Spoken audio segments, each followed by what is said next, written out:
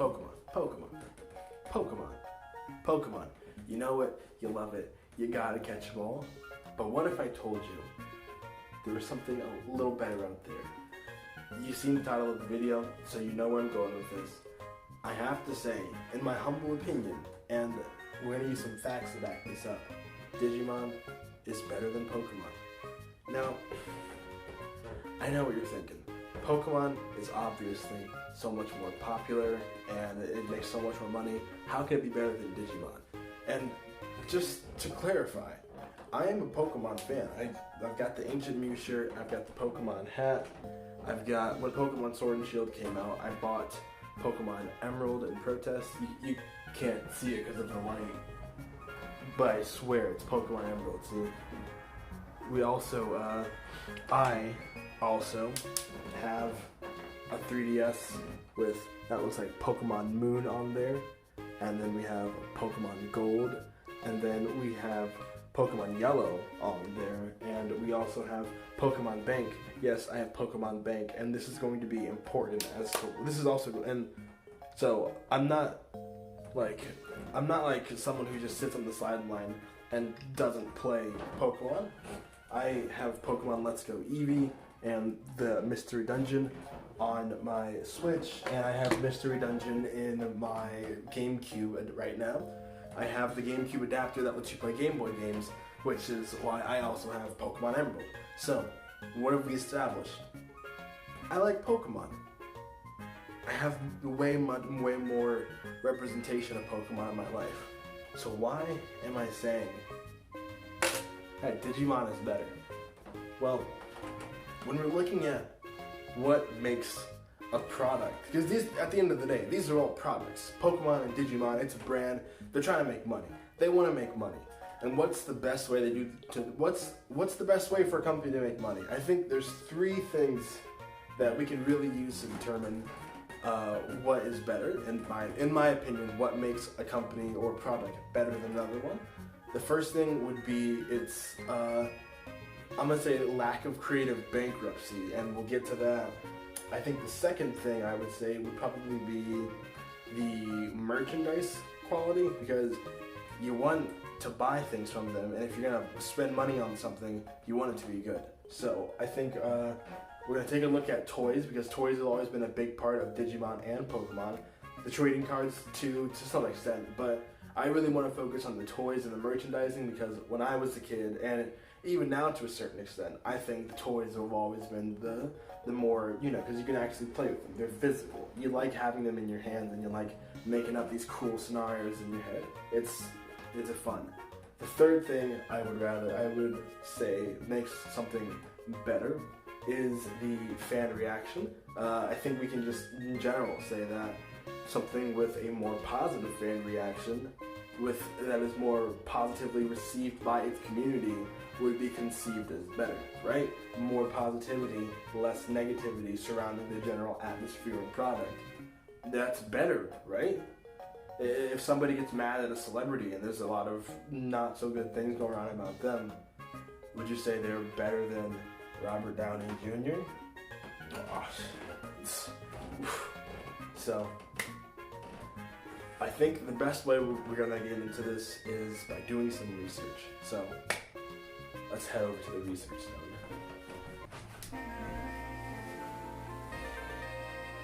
Welcome to the research zone. So, we're here to do some research on whether Pokemon is better than Digimon. And what exactly are we researching? Let's go with our first topic. That's going to be fan reaction. So, what I want to look at right now is, I'm going to Google search Pokemon Sword and Shield controversy, and I've got Sword and Shield controversy pulled up, and there are about 7 million results. And I've got a Google search for Digimon controversy pulled up, just because Digimon doesn't put out as many games as Pokemon, so it's not as widely known. So it doesn't tend to hit the news as much, but there's about 400,000, close to 500,000, so less than 500,000 results. Now, I don't want to try to detract away from the money and the success that Pokemon has. It's definitely a successful franchise.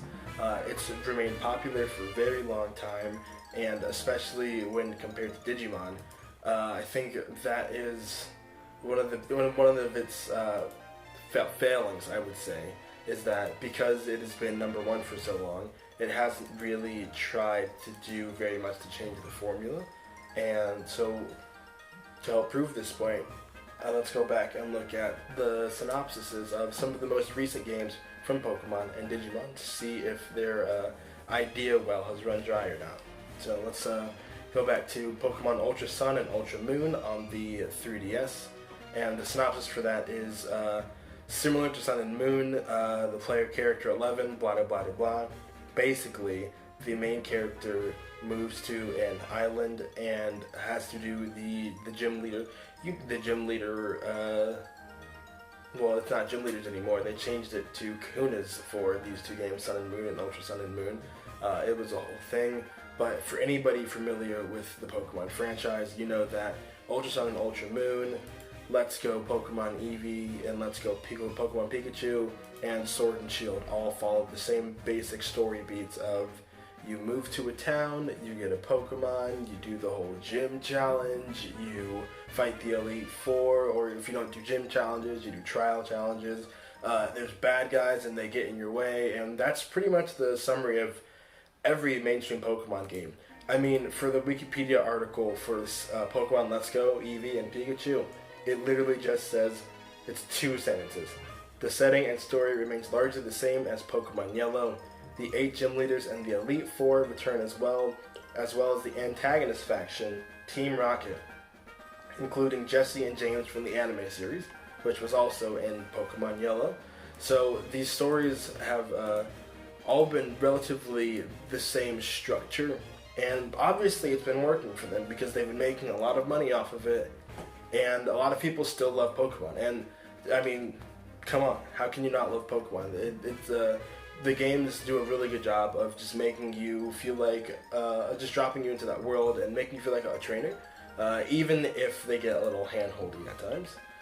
So let's look at the 3 latest Digimon games, and just for the record, Ultra Sun and Ultra Moon came out in 2017 in America. Let's Go Eevee and Let's Go Pikachu came out in 2018 in America. And Sword and Shield came out last year in 2019, and they also have an expansion pass coming out later this year, which we will look at later. So let's go into the newest video games for Digimon. Digimon has never really died. It's always had a consistent sort of stream of games and shows and even movies with Digimon Adventure Tri. But like I said, against Pokemon, it's always been number 2. It's had its fans, but it's always been sort of under the radar. So let's get a good look at what these Digimon stories are about. So the first game we're going to look at is Digimon Story Cyber Sleuth, which came out in, this came out in 2015, but it did recently get a re-release, so that's pretty good. The plot. In Cyber Sleuth, the player assumes the role of Taikala. Oh my goodness, his name is Japanese, but let me tell you, this has 4 paragraphs, and one of the sentences says, the game after that splits into 4 different simultaneous plot lines. That's 4 different plot lines. In one Pokemon game, you get 1 plot line. In 4 Pokemon games, you get 4 plot lines. But this one already has one game with 4 plot lines. So as far as I'm concerned with differentiating things, that's already huge. Because most games don't even the most choice you get in a Pokemon game is, as far as I'm concerned, is besides your starter and your team, the entire story of it is pretty much not up to your control at all. You follow a set story, and you also can only choose, I guess, maybe which Elite Four order you pick, but that's ultimately not really relevant. The next game after that was Digimon Story Cyber Sleuth Hacker's Memory. This was a sequel slash spin-off that took place during the first Cyber Sleuth game that came out in 2017. And that also came out with the re-release of Cyber Sleuth. So both games on Switch and PS4 now, and you can't really complain with that. This one has considerably the same amount of text as the other Digimon story. This one's about a hacker. It takes place in a near-future version of Shibuya, which is known as Cyberspace Eden. It revolves around a boy with hackers, and he's accused of a crime he didn't commit, kind of like Persona, I guess. And the only person left trusting him is a childhood friend. It's a whole. There's more story in that one sentence than I think there is in about the first hour of a video game, a Pokemon game. One thing I've always appreciated about Digimon is that it's not afraid to be different, because when you're in that number 2 spot, people don't really expect you. The only thing people expect out of you is to not be the number 1. So Digimon's only real concern is just not being Pokemon, and I think it does a really great job of differentiating itself from that with its deep, deep amount of lore on its characters. Seriously, it just... Look at the Wikipedia page for Pikachu and look at the Wikia page for Agumon, and the difference is night and day. Digimon just has a lot more invested, since Digimon isn't always forced to move on. Digimon isn't always forced to stay number 1 and consistent, so it's able to kind of take its time with its games, which brings us to the next game, Digimon Survive, which isn't out yet, so it's hard for us to sort of get anything from story with it. But from what we've seen in the trailers, the combat style in this game is different from the Hacker's Memory games. The Hacker's Memory games were more similar to a Pokemon-ish style.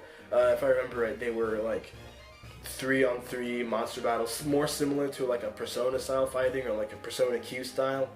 If you're familiar with those brands of games, like the Eritrean Odyssey, it's just turn-based monsters fighting each other, like a Final Fantasy game, sort of. And both games, Pokemon and Digimon, have like their own sort of combat systems. Pokemon's has always been the same, and it's introduced different sort of gimmicks, I suppose, because we've had Mega Evolutions and Z moves, and now Dynamax, which kind of helps solidify the gimmick aspect, because Mega Evolutions and Z moves were removed in favor of that's a bad finger, in favor of Dynamaxing. So kind of gimmicky. They're just trying to see what works, what's working. We need something to switch up the formula. Digimon's always been changing. Digimon World back on the PlayStation 1 is completely different than Digimon Cyber Sleuth, but Pokemon on the Game Boy, Pokemon Yellow, like we said with Pokemon Let's Go, they're the exact same story. The combat styles are almost exactly the same, with the addition of new moves and different characters, and new moves and different types with fairy types. But other than that, you play one game, you've pretty much played them all. Digimon Survive looks like it's going to be an interesting game. It's where the player's choices influence the direction of the story, including the Digimon Digivolution process. Multiple playthroughs can result in different paths and different Digivolutions. The game will feature multiple endings, and should wrong choices be made, characters will be killed. The game is split into multiple types of gameplay, such as drama parts, search action, and free battle. During the drama parts, it's like a visual novel. During the search action, it's like playing Phoenix Wright. And free action is you kind of get to walk around and do whatever, like in Persona. And during free battle, you can train and collect items. You train your Digimon and collect items, kind of like Fire Emblem Three Houses. So I'm seeing a lot of very good things in Digimon Survive. And when we look at the Pokemon, that's coming out 2020 this year. When we look at the Pokemon Sword and Shield expansion pass, we are seeing stuff that is we're getting two new islands that they want you to pay $30 for. So that's in addition to the base game, which is $60. You're also going to be paying $30 for your expansion.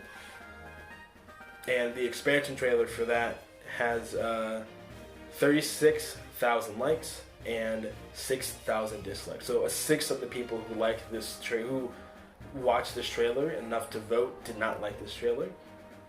Top comment for the Pokemon Sword and Shield expansion pass is Sobble was a crybaby, Drizzle was an emo, Inteleon has a gun. I can't see this ending well. That's a fine top comment. I mean, the most of the top comments on here are just memes. So I guess that will show you what Pokemon fans are looking for.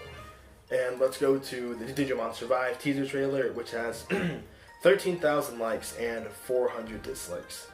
So already the like to dislike ratio is pretty telling of which ones people are happier with overall. Top comment on this one: so while Pokemon desperately tries to hang on to its primary audience, Digimon decides to go the opposite route and appeal to those of us who grew up with it and are likely 3 times the age as we were back then. Yikes. The next comment under that is Pokemon, you can't make a good RPG. Digimon, hold my Digivice. Another meme, but yeah, it looks like people are enjoying more of the Digimon style content than Pokemon. And that's not to say that Pokemon doesn't have its fans. It certainly does. There are a lot of people who like Pokemon, but there are also a growing amount of people who dislike Pokemon. And one of the main problems with Pokemon that I think is which we can get into is the quality of the merchandise, right? You're already buying Pokemon Sword or Shield. I haven't gotten either, but if I was going to get one, I would get Pokemon Shield because I'm really defensive. We had $60. Then we have the expansion pass because you want that premium. You want that premium Pokemon experience. So that's $90 already. Then if you want, let's say you're like me and you have a 3DS with Pokemon Bank. Well, Pokemon Bank is already $5, so now we're at $95, and Pokemon Home is going to be like what, $16 a year or something. So now we're already crossing the 100 path. And let's say you really want the premium Pokemon experience, you're going to want to buy the Pokemon Plus, the Pokeball Plus, because that's how you get Mew and Let's Go Pokemon Eevee, and that's another $50.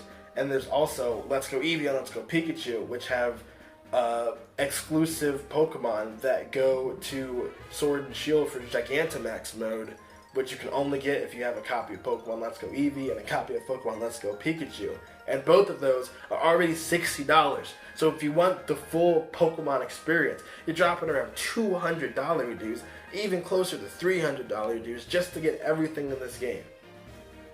Let's look at Digimon Survive. It's $60.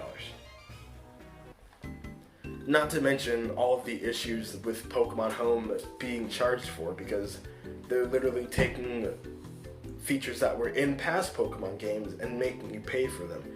You remember the 3DS?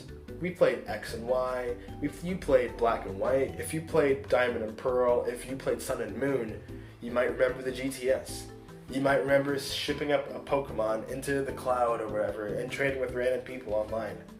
If you want to do that in the new game with the GTS in Pokemon Sword and Shield, first you have to wait for Home to come out. Then you have to pay for Home to be able to place more than one Pokemon in the GTS at once. And then you also have to use your phone. You have to use your phone. You have to pay to use the GTS on your phone because the Switch version isn't compatible with trading Pokemon. What? Does that make any sense? Does that sound like... That doesn't sound like it's better. That doesn't sound like it's better than a game where everything that you want in it is already in there and you just buy it and play it. Like, the fact that they have to add Pokemon Home in is because they didn't put in all the Pokemon into Sword and Shield, which they already had all the models from because they made them. It's been confirmed at this point that the models in Pokemon Sword and Shield are the same models from Pokemon Sun and Moon. So this is just a whole lot of what the flippity freak. I'm just sitting here trying to find out which one's better, Pokemon or Digimon. And all of a sudden, I've got to pay over $200 if I want to enjoy Pokemon. You know what? Let's take a step back. Let's talk about merch. I want some merch. I want some toys. I want some Pokemon toys. I want to hit up the Pokemon Center website, and I'm going to try to find some toys. And, you know, I'm kind of a big baller, so I'm gonna go to sorts from highest to lowest. And we've got some, $100 Nendoroids, some cute little figurines, $60 figurines, just a lot of figurines, pretty cute, posable joints, very cute, chibi style, small, not super heavy on the detail, but alright.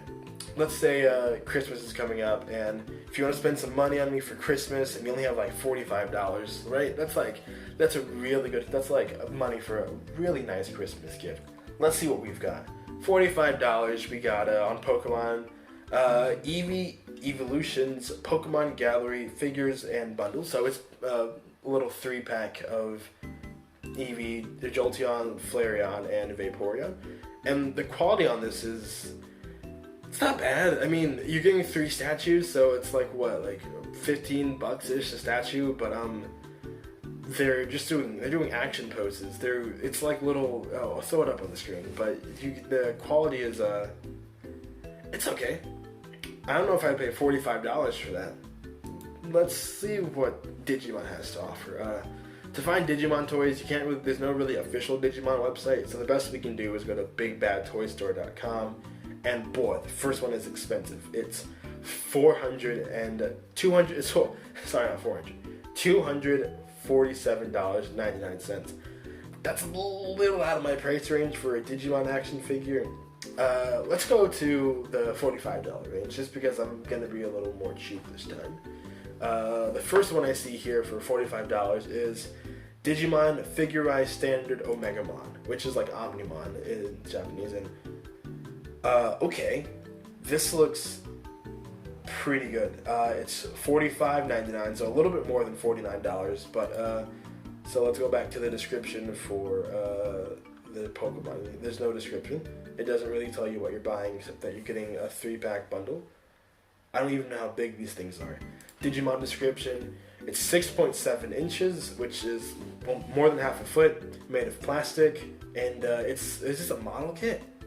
It's a model kit. They're selling a $45 model kit that looks really good, honestly. There's a lot of detail in it. The chest plate and the armor and the shoulders and the nooks and crannies, and it's got opposable ankle joints and it looks like opposable knee joints too, and hip joints, swivels, and the cannon looks like it moves, and opposable arms and elbows, and oh my god, I'd honestly buy this. And maybe if I get I might put some overtime in to get this, but I already don't have any Digimon merch, so that looks pretty sick, I'm not gonna lie. What other kind of merch does Digimon have? Oh, the cheaper stuff for Digimon is like Funko Pop, which is like $8, but Pokemon has like, if we're looking at like the really cheap stuff for Pokemon, we've got some, let's sort Pokemon from low to high. The lowest thing is, get this, the lowest thing they can give me is a Magikarp, the Magikarp statue for $15. Basically like the same sort of style as the Eevee Evolution figures. So they're literally just, the least expensive item on Pokemon is literally just a bundle of 3 items. Digimon's items are ranging, and they're pretty expensive. They're $80 for a Diaboromon, $68 for Alphamon. There's some deep cuts. Digimon is, not only is this a Digivolving toy that, not only is the quality just incredible, but they just look good and they're more expensive. They just look like they have a lot more time and effort put into them than these kind of just. And I mean, like, yeah, Pokemon is for kids, so this is going back to my main point of Pokemon can't really afford. I mean, I suppose they can, but they're trying to make, Pokemon's main goal is making money. They're a media empire at this point, and Digimon just kind of has to cater to their fans. So, at least that's what my research has showed me.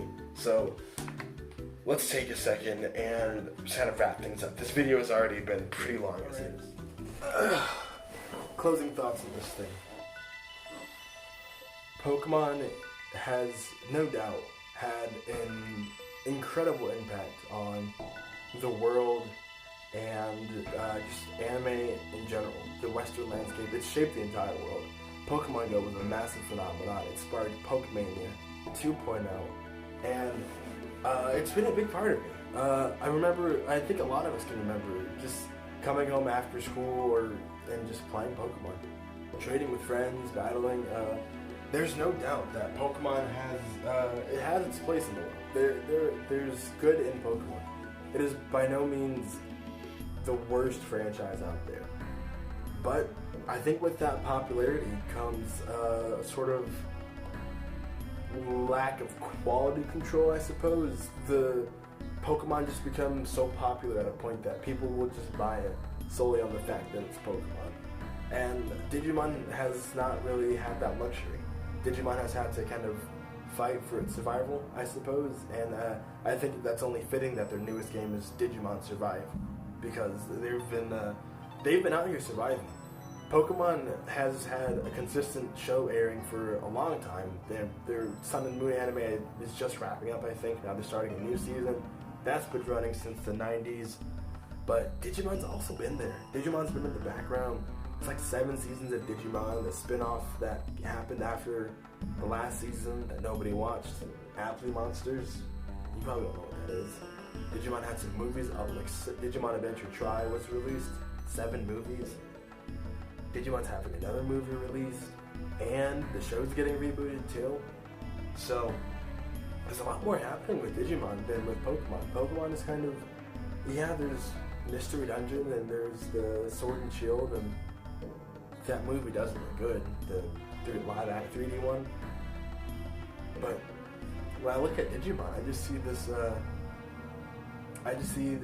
They're trying to have a more deep connection with their fans. They're actually listening to feedback and trying and delaying games to make sure that it's good when they come out. Because Pokemon has always been about catching them all. The relationship to Pokemon and trainer is more like servant to master. But Digimon has always been about friendship. The core of Digimon is friends and the journey along the way. And along the way with Digimon, they've definitely learned to listen to their fans and give them what they want. Because at the end of the day, it's not about making money. It's about making good products that people will stand, and it's about making good products that people will spend $248 on for a figurine of a Digimon. I mean, maybe this shelf might see an Omnimon on it soon. We don't know what's gonna happen. It could be crazy, but yeah. That was the end of this look into why I think Digimon is better than Pokemon. Obviously, this is all my opinion, and this is all news to me. This is what's going on in my life. I'm really excited for Digimon Survive. I hope that game comes. It's as good as it sounds. I might pick up Digimon Story Cyber Sleuth. Just to check it out, just because I want to support.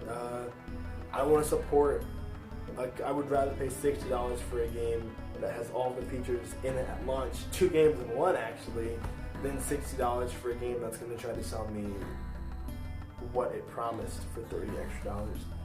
I'm sorry. That's why I bought Pokemon Emerald actually, was because this is when Sword and Shield came out, and I was like, I'm protesting Sword and Shield. I'm not gonna buy it. I'm gonna buy Emerald instead. And I spent $60 on Emerald. Can you believe that? But I mean, that is what I want in the game. The game came out, and Pokemon Emerald came out, and it was good, and we loved it. And they didn't ask us to pay to transfer our old Pokemon from Ruby and Sapphire, and it was Fire Red and Leaf Green. They just said, hey, if you have the games, you can do it. And Pokemon, in their quest to become #1, has just, they've fallen. And at this point, you can't really deny that. The discourse in the Pokemon community is more loud than it's ever been. I don't even think people are complaining about Gen 1ers anymore. People are just complaining in general. They're tired of Kanto nostalgia. Pokemon just can't seem to get out of the past. Digimon is out here. Pokemon is stuck chasing after Gen 1. It's stuck chasing after Mega Charizard and Dynamax Charizard and Pikachu Z moves. it just can't seem to find a new way to.